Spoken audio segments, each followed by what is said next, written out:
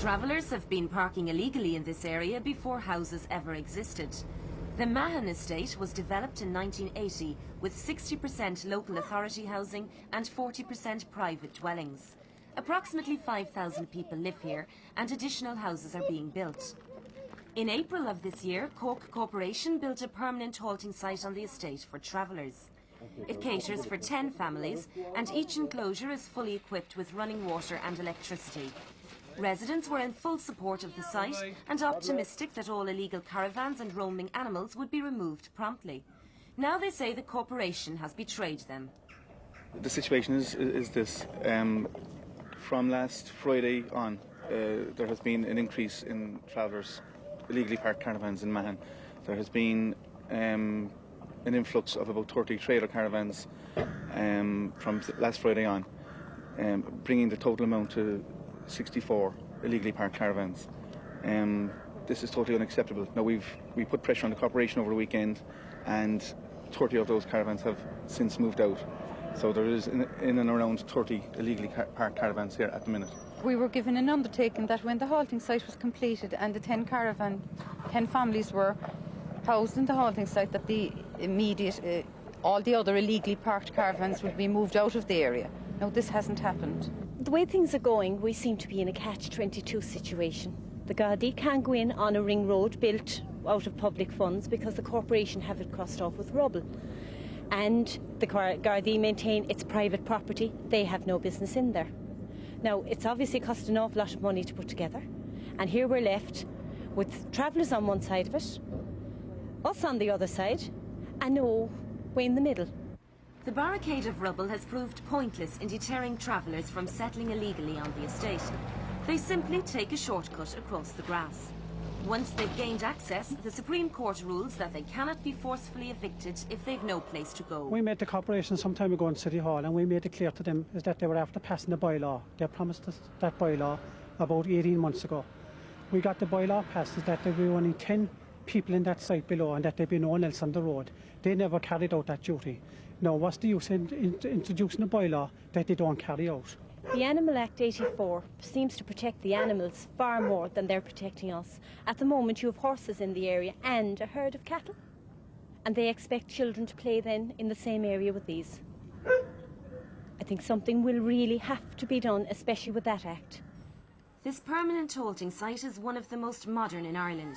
Ironically, many of the travellers have abandoned the luxury of running water and electricity to move back onto the roadside. The wall is a problem with the ones that's gone over now. They're gone all through the wall, being so high, you know. This is the first site ever I was in, is this site now, but I found it very nice, you know. Are you going to stay here now permanently? What about the families outside on the roadway? Residents are complaining that there's a lot of rubbish and horses running around the estate. What do you think about that? You see the ways it's about them people that know the place to go to, you know. They have to stay there. And there's no skips getting brought down, so they have to throw the rubbish around. Is the problem fundamentally cultural? It is very much related to cultural reasons, all right.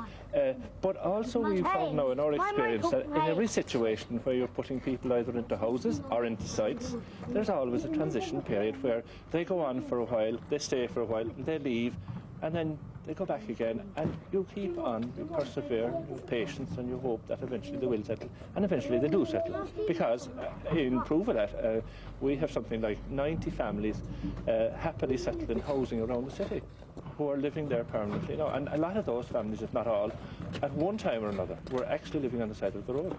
So I mean, there is real hope and there is real progress.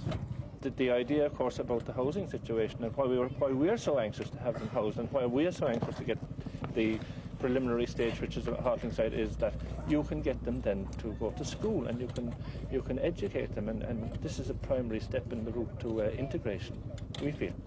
We'd like to say that we are certainly not anti-traveller in Mahon. We accepted a halting site, we accepted our social responsibilities, and quite happy to do so, make these travellers welcome.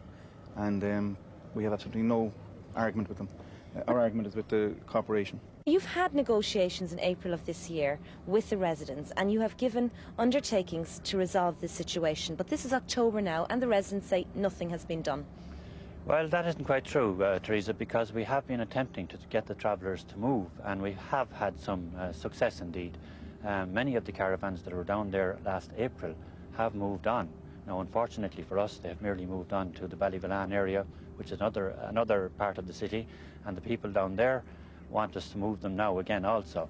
So that is part of the problem. We have to try and move them onto other halting sites, which we are attempting to do. We are reluctant to use force because that is not popular with the travellers or anyone that has to engage in that activity. And at the end of the day, though, if we have to do that, we will do that, and we will continue the operation. We have to ask the people in Mahon to be patient, that this takes a long process. It's persuasion first, and then we get more severe with the travellers, and eventually we hope to get the travellers out of that particular area.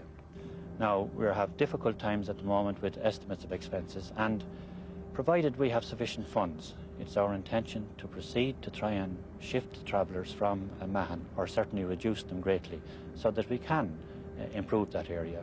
In the long term, though, if Cork Corporation don't do something soon to alleviate the situation at Mahon, won't you have a problem with other communities here accepting permanent halting sites? There is always a problem about the acceptance of permanent halting sites, Teresa, and that in many ways holds up the corporation, in fact delivering on the removal of the travellers from the various areas that they are. I have always said to residents and to people where we are trying to put in a halting site that unless we do that and take that positive action, at the end of the day we will not be able to cope with the problem, and the sooner we get our programme of halting sites finished, the better, and we're well underway in doing that now at the moment. We believe in Mahon that if every area in the country took a halting site, that the problem would be solved. These people could travel then, they could continue their travelling, they could travel from one halting site to another. They could travel from Dublin to Cork or from Cork to Galway if there was halting sites available for them. But it doesn't seem to be. The strategy of the corporation is a one-off thing. They all seem to work. They don't work as a group. The government doesn't work. Corporations don't work as a group.